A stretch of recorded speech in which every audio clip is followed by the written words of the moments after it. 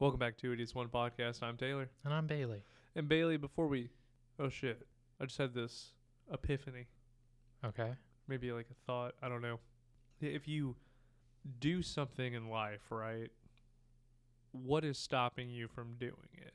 Is it just your thought process, like the way that you think? If you think that you can't do something, then you can't do it. But if you think about it as I can do it, or think about it slightly different, then you'll be able to do it. Yeah, I mean that makes sense. Other things that stop people from having perfect free will is like government institutions and like social norms and stuff, cultural barriers. Well, not even that. Just like, I guess the example would be if I want to lose weight, I just stop eating so much shit and move more. Yeah, Right. drink water, don't drink as much alcohol. That makes sense. So is that what makes you human, is having that realization? Or is it this consciousness? What is consciousness? Is it the state of being where you just have that oh shit moment where it finally hits you? Because I would argue that most of the time I'm not conscious, but I am right now. And then I just had this, oh, I got to stop thinking about this. This isn't going to fuck me up. I mean, I think it's based on whether or not you are able to perceive yourself outside of yourself. So like what a machine can't do. Yeah, exactly. Machines have processes built into them and they are preset and defined to them. Like, once it's set in, that's all they can do. I mean, unless you're the machines in the movie that we're talking about today. Ex Machina 2014, written and directed by Alex Garland, who you might also know from one of the other episodes that we did, 28 Days Later. And it's also starring some really cool people that I'm going to not pronounce correctly. Alicia Vikander playing Ava. Oscar Isaac playing Nathan, who you might recognize from the hit Disney Plus show Moon Knight. Domhnall Gleeson playing Caleb. And Sonia Mizuno playing Kyoko. And if I butchered any of those names, which I probably did except for Oscar Isaacs, I apologize. But the summary for this movie, Bailey, I'm going to give it to you real quick. A young programmer is selected to participate in a groundbreaking experiment in synthetic intelligence by evaluating the human qualities of a highly advanced humanoid AI. Would that be a fair summary of it? Yeah, I mean, all of that checks out. What'd you think of it? If you had to give it 1 to 5, what would you give it? I would give it probably a 3.5 or so. 3.5 without spoiling it. Why? Because I thought it was a pretty cool story.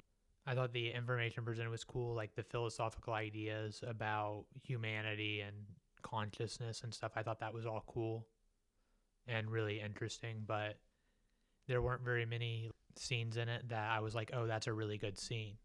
And because of that, I don't know. I thought it was really good, definitely interesting. Lots of cool concepts and stuff are shown. But overall, there were just like some points that didn't get hit for me to have a higher score. But I thought it was good. What about you? So I'm going to give it a 4. 4 out of 5. It was good. There were some things that just didn't make sense to me, but that's okay. I thought overall it was good. It's a very stylish movie. There's a lot of really cool CGI effects and stuff that are in this that I really enjoyed, which we'll get into because I can't tell you specifically what I liked about it without spoiling it. Well, I guess the only thing that I could say was Ava looked really good. That was pretty cool. But yeah, I really enjoyed that.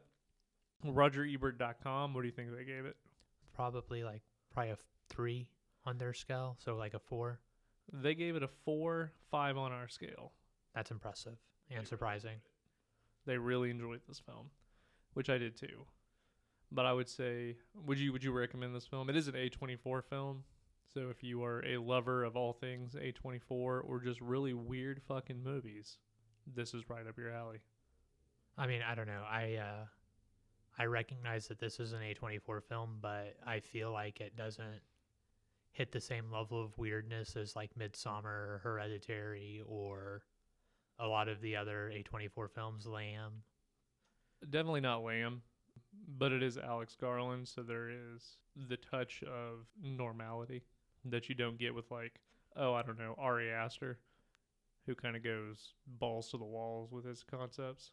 Which, not saying that Hereditary and Midsommar are bad movies. I enjoyed them. No, I think they're phenomenal movies. It's just a different flavor. It is, and that's okay. Would you you want to get into the discussion portion of this real quick? Sure. What did you like about it? I mean, I liked a lot of things.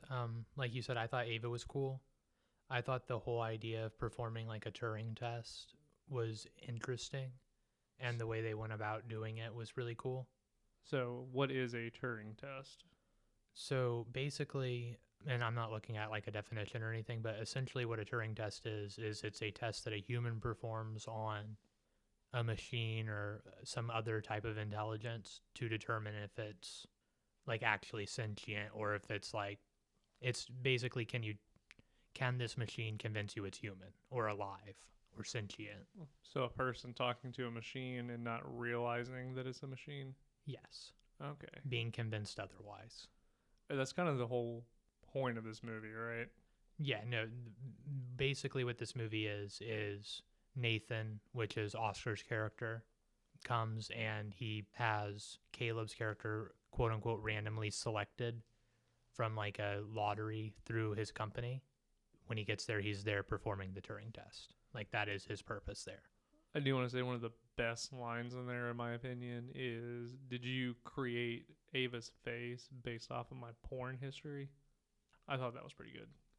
Speaking of like dialogue and stuff, a lot of Oscar Isaac or Nathan's character's dialogue was really funny. Like, especially when Caleb came at him and tried to ask him about scientific stuff.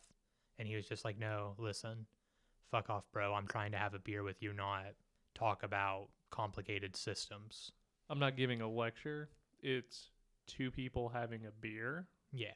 Stop. Yeah, exactly. Yeah, I thought whenever he meets him for the first time, he's sitting there in his wife beater, beating on the punching bag, and then Caleb walks in. And from the get-go, Nathan's very relaxed and friendly with him and offering him like a drink and stuff. And he goes, "Look, I get it. It's weird. I'm your boss and you're my employee, but let's not do that, okay? Yeah, let's drop off that. Let's drop off the titles. Okay, it's just two people. It's Nathan and Caleb, okay? Is that good? Are you good with that? Because I would like you to be good with that because it's weird." Yeah. So No, I completely agree. And I thought a lot of his dialogue choices like that were good. Just how he's just nonchalant and he almost has like a knowing vibe around him, like with everything he says. It's explained why he's like that, but it feels like Nathan's character always knows what you're thinking and what you're going to say next and how your processes work. right. Which is why when he goes, what is the thing that he says? "You're a very quotable guy." Yeah. Every time he says something that's like a super famous quote. Yeah, like when he quotes, I am become death, destroyer of worlds. But no, I wasn't that big of a fan of the set design for this movie. The like underground layer style thing. Yeah, the Fortress of Solitude. You didn't like it? It makes for some really cool shots in the beginning whenever he's flying him in. It's very beautiful up until he actually gets to the entrance to the compound, and then it looks like this, I don't even know, juvenile fortress that somebody put up on the inside. And then once you go underground or whatever, boom, it's a super sophisticated high-tech place. That kind of reminds me of what they described Bill Gates' house as, where you have key cards that have your preferences and whatnot already programmed on there. So when you walk into a room, the paintings will like flip to whatever you enjoy. The lights will dim to whatever light setting you have selected. The temperature will change. So every room is customized to you. And I was like, okay, someone that's doing artificial intelligence experiments, I would expect nothing less. But everything else about it was just kind of eh. So see, I actually really liked the decision to make a majority of the movie take place underground or perceivably underground in this facility. I think that it makes it to where, I don't know if cheaper is the word I would use, but it feels like they could do all of that in like a closed studio. And I think that that is probably from like a financial like aspect of making the movie probably a good thing. So from a budget perspective, yes. Because technically it saves a lot. They really only use the same 3 or 4 rooms the entire time that they're down there. And then once they're above ground, the only areas you ever see them in is the kitchen area and the, Like outside workout area. which is kind of the same thing. It's Yeah. kind of all one area. But that's really the only time you see them above ground, and everything below it is either Caleb's room, Nathan's room, or Ava, or the living room area with the painting. And that's it. And then there's, Kyoko, which I liked her character a lot. She didn't say anything. No, but it was the concept of her character because she was the one before Ava. Like she was the machine before her. It was like she knew what was going on, but she didn't at the same time. Because doesn't he like take their consciousness and put it into someone else? No. So he basically reformats them. He downloads them and then reformats them. With anyone who knows anything about computers knows that when you reformat like a hard drive or something, it's basically factory resetting it. Like not actually, but it deletes some of the data depending on how you're formatting it. So he just factory reset her and didn't give her the ability to speak. Basically, from my understanding. I don't actually know. It doesn't get super into exactly how all of that works, but that is my understanding. So what do you think the reason and the justification was for him doing what he did? Because he wants to create an artificial intelligence that can pass off as human. And in order to get to that point, he has to recruit Caleb. Right. In order to, because he's had how many? I can't remember the exact number. I don't know if it says. I think that Ava's version 9 point something. Like 9.2 or whatever. I believe that's what Nathan said. Yeah, and then he says 9.3 will come after that, which means that there have been quite a few, and he does have, technically he still has the carcasses. I don't know if you can use carcass in regards to a machine. The shell? Yeah. But isn't that what a carcass is, and a body just a shell? I mean, arguably, but I feel like carcass means like living creature that is rotting, whereas if you say shell, it's, it could be the computer shell, because that's all they are basically. At that point, yes. They are the PCs that have been gutted and are just stored for spare parts that you can Frankenstein something together with. Exactly. That's all they are. But what do you think the motivation was behind him doing that? Because like with Kyoko, he basically turned her into a sex robot. So, motivation behind trying to create the AI in the first place? Yeah. I mean, that's basically given in the movie. It's not a matter of who's going to do it. It's a matter of when it's going to happen. So, he's a scientist. That's how he sees himself. And because he's a scientist, progress is the only thing that matters. Right. And the next feasible part of progress that he has is AI. So obviously that's what he's going to, put effort towards. But then him creating sex robots with him afterwards, he is a dude that clearly, has a lot of testosterone. He spends a lot of time working out, and he lives secluded. So he's going to be, he's either going to masturbate a lot or find something to have sex with. So why not, make robots to have sex with? I mean, he does go very into detail about it.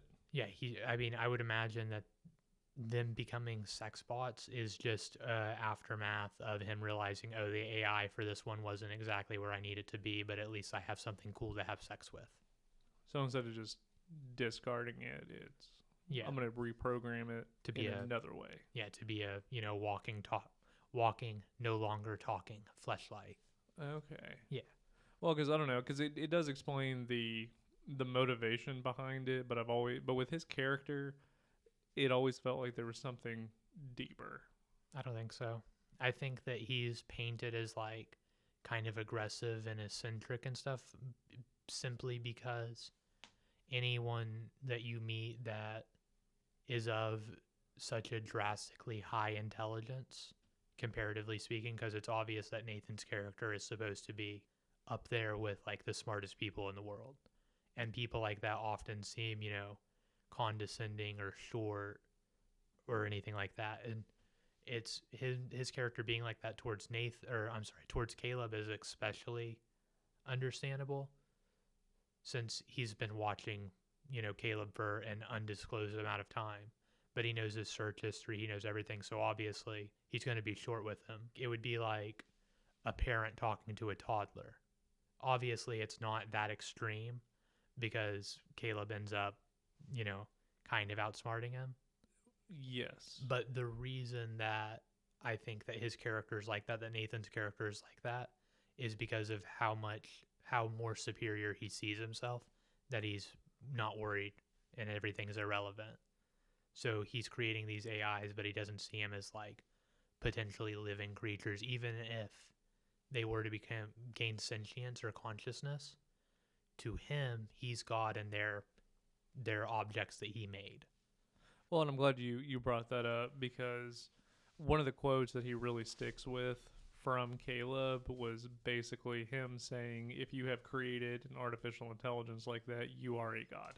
Yeah. And that's the one that he latches onto and starts to write down and goes, I really like that. Brings it up like 3 or 4 times afterward. Right. That's the one that he cannot get past. All the other ones doesn't really matter, but the one where you're stroking his ego, that's the one. Yeah, because he's super egotistical. But the contrast between him and Caleb is, I don't think Caleb is an egotistical maniac like Nathan is, but Caleb also sees Ava differently, and then Nathan does. Yeah. Because you brought up that Nathan doesn't see them as anything more than a creation, more than a machine, whereas Caleb sees Ava as a person. Right. Which leads me into this question. What do you think the point in the movie, because we haven't really talked about Ava, which we will because she's super important, but what do you think was the point where she became human? She's not. Why? Because, it's Nathan tells you. She is not sentient. She is sentient, or her goal is to escape. That is the goal that was given to her, is to get out and to use Caleb to do it. So I don't think she's sentient. I think that, she might be a learning intelligence, but I don't think she's a true AI, because all she did was complete her goal. And it shows her in society after she made it off by taking the helicopter. But it doesn't show what she does when she makes it to society. When she's leaving at the very end of the film and she looks back at Caleb, who's locked in the room, the fact that she looks back, notices and acknowledges his existence and keeps going, to me, is a very clear indication that she's not actually sentient, because sentient creatures generally feel empathy. And I think my argument would be that if she actually felt empathy, she wouldn't have trapped him in the same fashion she was previously trapped, and she would have freed him. But because her objective wasn't be a person, it was get off the island, she was like, oh, I've used him to get off the island, he's now irrelevant. See, I disagree. Okay, hit me with it. You think it was vengeance? No, I don't think so. You look at empathy as what makes us humans. I think that it is. I think the capacity for it is definitely there. Not necessarily acting on it, but the capacity for it. And so who's to say that she doesn't have the capacity for it? Like the same way that a psychopath has the capacity for empathy, they just choose not to feel it. They choose to not regard it. It's clear speculation on my part, but based on everything I saw and based on Nathan's words regarding Ava, I would argue that she's not true AI. Because she just meets her goal. Because after she completes her goal, she's no longer... It doesn't show. It ends right there because it's supposed to be open-ended. So when does it state that her goal is to escape? When Nathan and Caleb are talking, right before or after Nathan's character gets sober, Caleb is basically saying, yeah, or I'm sorry, Nathan's character is saying, yeah, she doesn't, or she likes you, but that's because you're the only person other than me she's met. And I'm basically her dad, and I programmed her to be heterosexual and this and that. During that period of time, he basically says her one goal is to escape. There's going to be another model after her because she's not done, but she's using her intelligence in the way I intended for her to, because she's trying to manipulate you into freeing her. But did he create that? I mean, the way he worded it, yes. The way he worded it, that was orchestrated by him. Or is he wording it that way because he knows that he didn't intend for that to happen? Because all of them want to escape. Yes. You see the videos of all of them literally break, like one of them breaks their arms off. Yeah, literally beats the door until they fall apart. So wouldn't that make them human? Not necessarily. If he programs it and he's like, your goal is to escape, they're all trying to escape. So them beating on the door is their attempt to escape. Ava is more intelligent than the previous models because her attempt to escape it's more coy, it's more nuanced, it's manipulating someone to assist her rather than just openly saying, I need to be free, you free me, or I'm going to lose my shit and beat the door until I'm out. You know what I mean? But I find it hard to believe that Nathan programmed them to escape because it seems like a gigantic waste of time. If you program them all to escape, what's the point? Just to have a test to see if they can escape? Well, to see how they use their minds to figure out a means to escape. For example, if we were to lock one of us into a room and be like, hey, yeah, you're going to live here for the rest of your life unless you can find a way to escape. It doesn't seem like a far-fetched objective as like a test to see what their capabilities are. So you think that he programmed her objective was to convince Caleb to escape? No. I think her objective was to escape. She was made to be intelligent enough to see Caleb as her opportunity to do so. But then he would have had to have planned for what happens when they escape. No, because he didn't think Caleb would succeed. So, in my mind, which this is obviously speculation, but Nathan knew that they would try to escape. He knew that that's what Ava's purpose was. And he also knew that she would try to convince Caleb to help. But what he didn't anticipate is Caleb actually being able to help him escape. Because Nathan even knew that she was causing the power outages, and that's why he put a camera in there. But he didn't do that until much later. But what I'm saying is, in my mind, he was aware of what was happening. Maybe not initially, but he was figuring it out and putting contingency plans in place. But he knew that Ava would try to convince Caleb to try to escape her because he knew that that was Ava's goal. He just underestimated Caleb's ability to trick him into changing the security systems or to hack his, programs to change the security protocol. Right. Like, I think that everything was planned out by Nathan except that. When that happened, he was like, oh, you just let him out. That's not something I anticipated you being able to do. So you think that he was cocky? Yes. And that's why? 100%. I think that he created her to try to escape, knowing that she wouldn't be able to, and he brought Caleb in to see how she would interact with Caleb in her attempt to escape. And then when Caleb proved to be competent, he was like, oh shit, now I'm going to die. And then he did.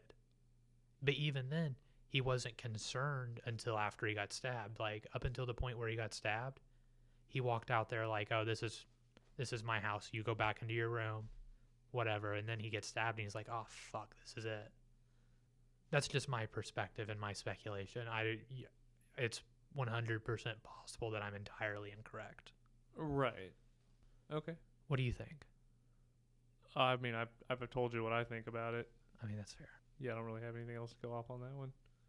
I think that this is more of a movie that masquerades as artificial intelligence, but more is about finding yourself and coming to terms with things.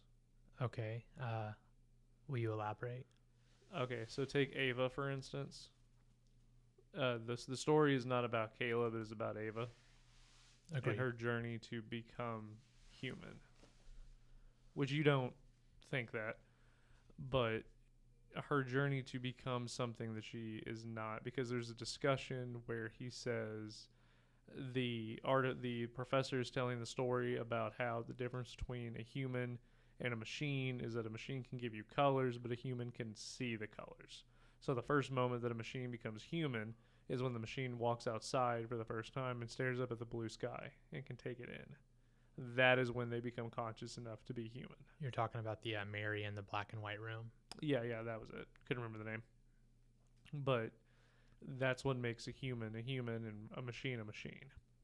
So the moment that she became human is when she walked out, saw everything, and then continued doing what she was doing.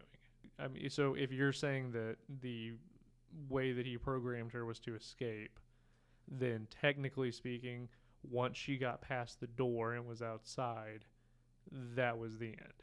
She has successfully escaped. There's nothing else that she needs to do, but she takes off her shoes. She feels everything. She's experiencing it all and coming to terms with this is how the world is. And then gets on the helicopter and is integrated into society in her own way. But she becomes human because Nathan doesn't view them as anything more than a machine, but Caleb views them as people because they understand that they are being trapped in a room and do not like it. They have evolved to the point where you are basically torturing them and they know it. Because technically you can torture a computer and it won't know that it's being tortured, right? Like if you overheat it constantly, pushing it to its limits just to see what it does, that could be perceived as torture. But it doesn't understand it because it's not conscious. I mean, I disagree that it could be perceived as torture.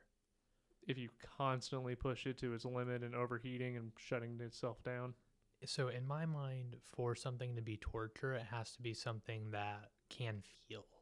So a computer, it doesn't feel. If it overheats, it damages it for sure, but it doesn't feel being damaged because it's not sentient or conscious. It's a piece of plastic and metal. So you wouldn't. So in your opinion, they weren't being tortured when they were trapped in that room, banging on it to get out. No, because so the thing about it is, it's mentioned in the movie. It's like the gray box thing. Yeah. So if it was a gray box that was like, oh, free me from this room, move me somewhere else, you wouldn't feel bad.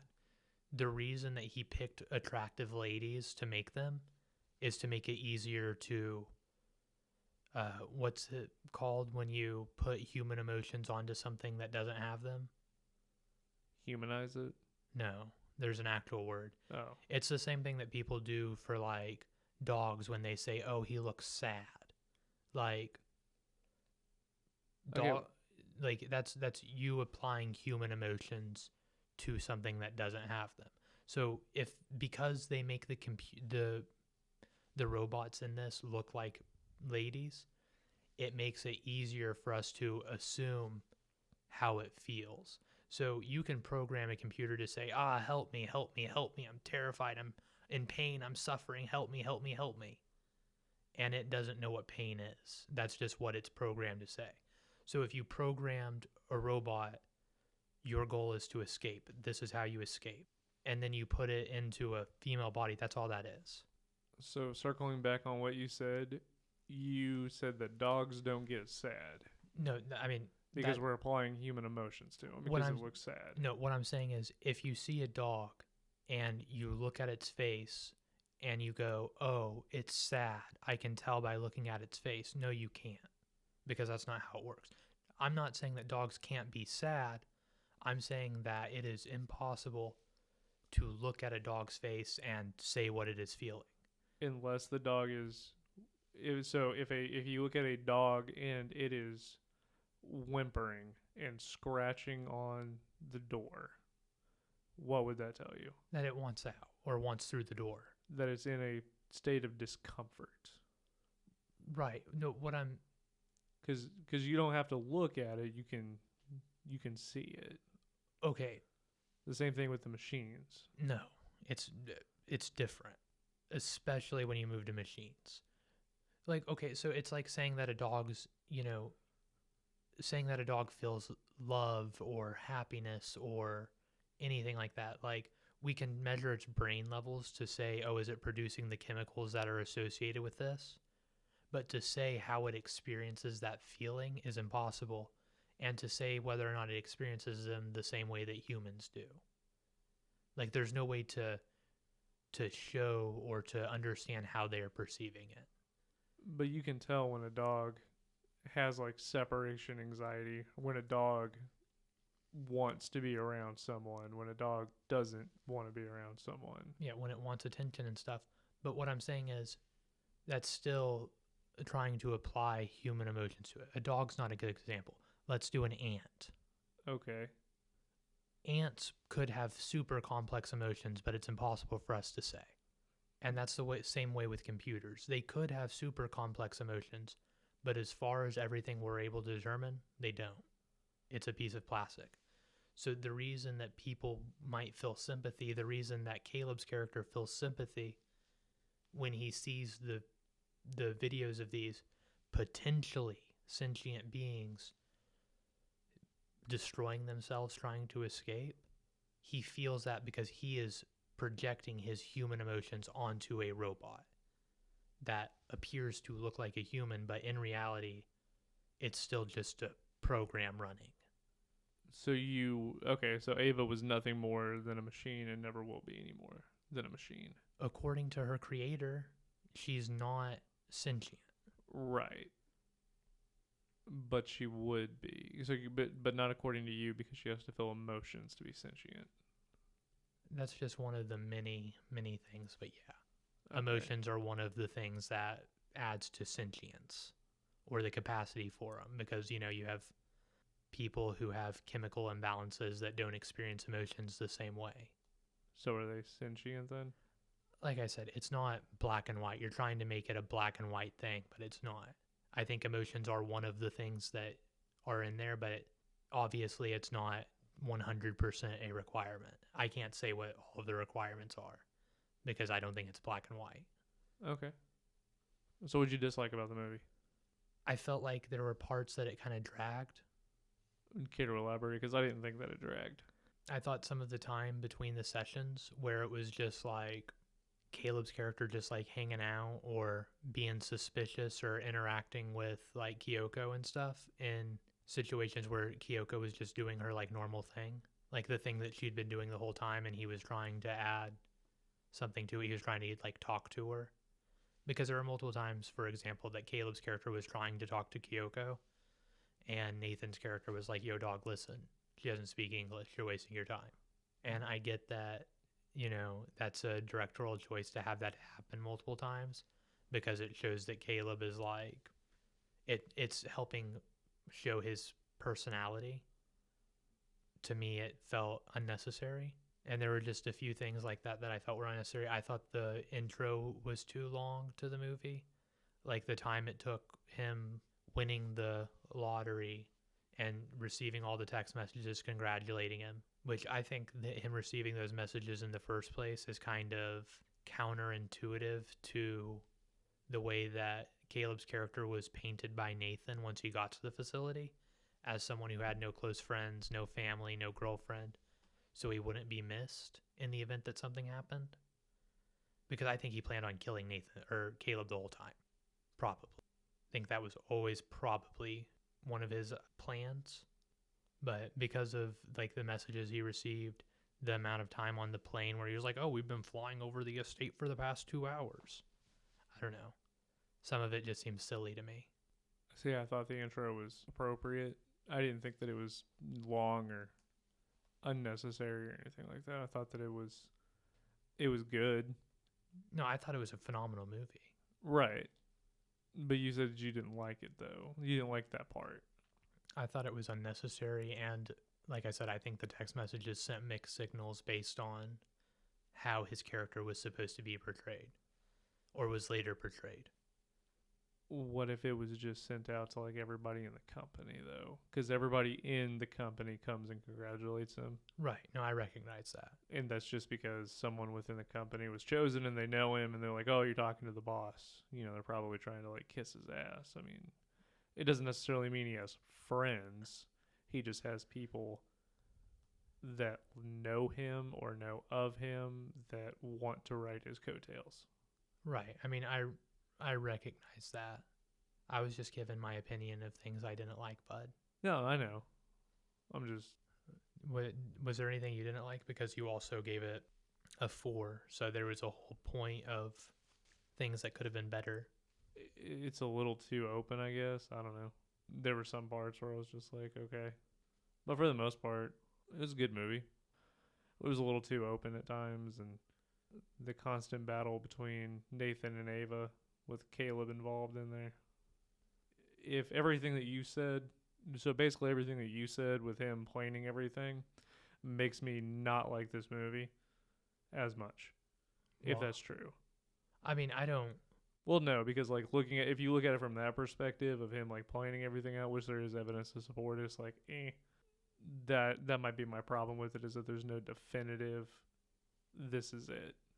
It's just kind of up in the air, I mean, that's fair. which could be weak storytelling.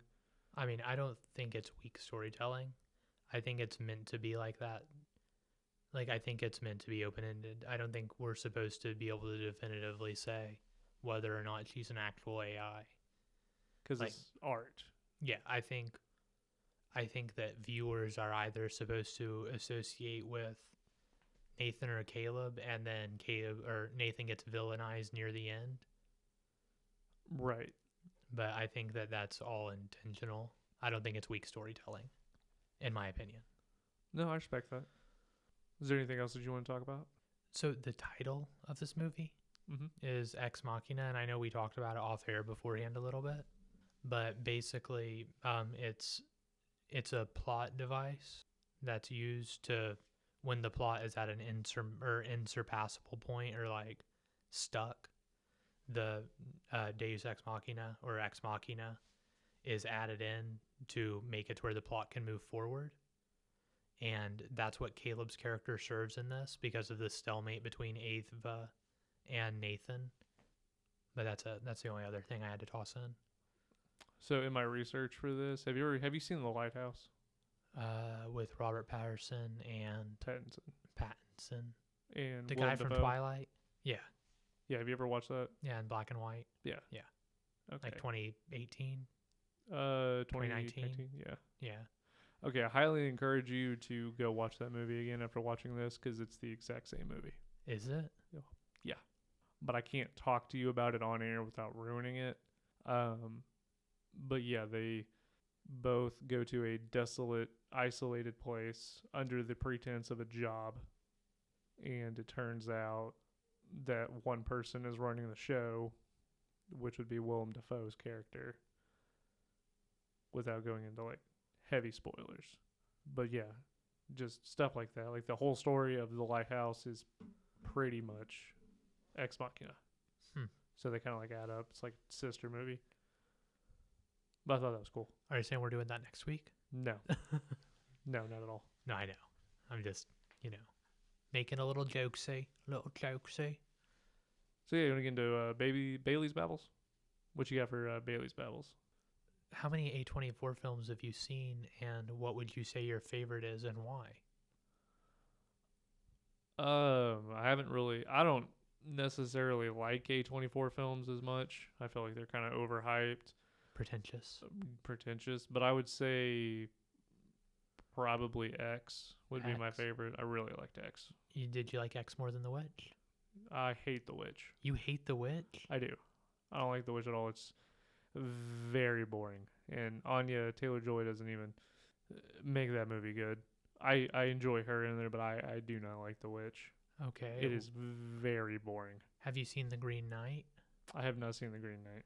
So it's another A24 film, and it's not bad. It's an Arthurian tale, like King Arthur. Mm-hmm.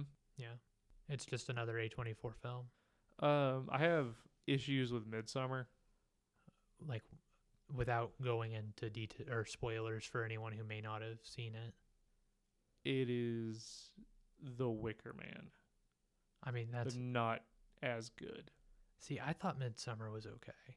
Well, no, like it's just the first few times I watched it, I was really hyped on it, but every other time I've watched it outside of those first two back to back, it's just been like, man, this is really like it's okay, but it basically rips off Wicker Man. Okay, so let me hit you with this. How many A24 films have you seen in theaters? And which would you say your favorite was? I've only seen X in theaters. Really? So yeah, I don't. I mean, yeah. So I've seen X, The Green Knight, Midsummer, and I think one other of their movies in theaters. And when I went to see Midsummer, it was packed. There were a lot of people, and I thought that was really fun. So see, I don't like that. I've kind of been ruined. Like movies have kind of been ruined for me with the amount of people that just don't care. The best example that I can give you that really kind of started this trend for me was when we went and saw Hateful Eight Roadshow in 2015. And there were like 3 people that, as soon as the movie started, had their cell phones out. And it was very obvious because it was a big theater that was packed. And then you had people yelling, "Turn your fucking phone off." Right. That is kind of what started having me look at things a little bit differently. And every movie that I've gone to since then, there has been somebody doing something that has taken away from the movie experience for me. And COVID really ruined movies, because having the theaters one at home that I can watch it instead of having to go to the theaters was really nice. Because now when we go to the theaters and you have teenagers talking and on their phones in front of you and all that, it just really ruins it for me. I'm not as engaged. So you like when a bunch of people go to the movies? I don't. It varies, but I am going to come at you a little bit sideways Okay. for that statement. So I've gone to the movies with you in the past 6 months or so more than anyone else. Right.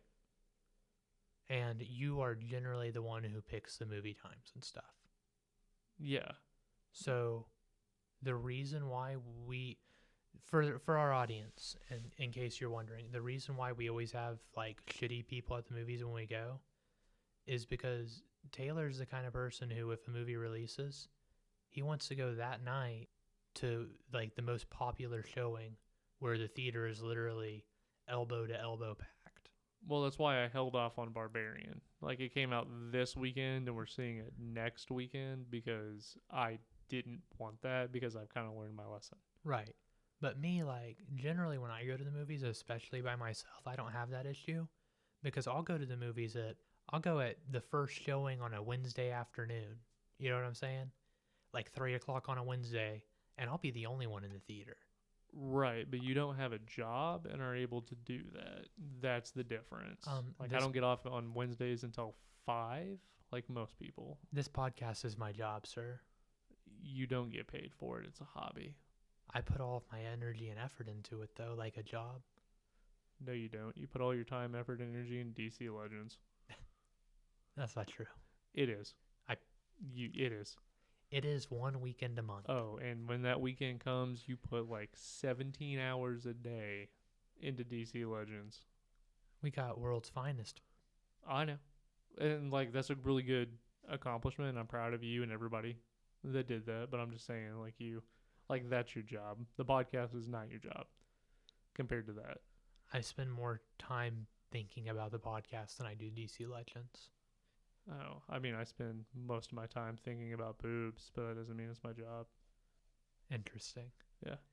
And with that, this has been Two Idiots, One Podcast. I'm Bailey. And I'm Taylor, and thank you for listening. We appreciate every single one of you. Absolutely. Bye-bye. Bye. In 3, 2, 1. I am become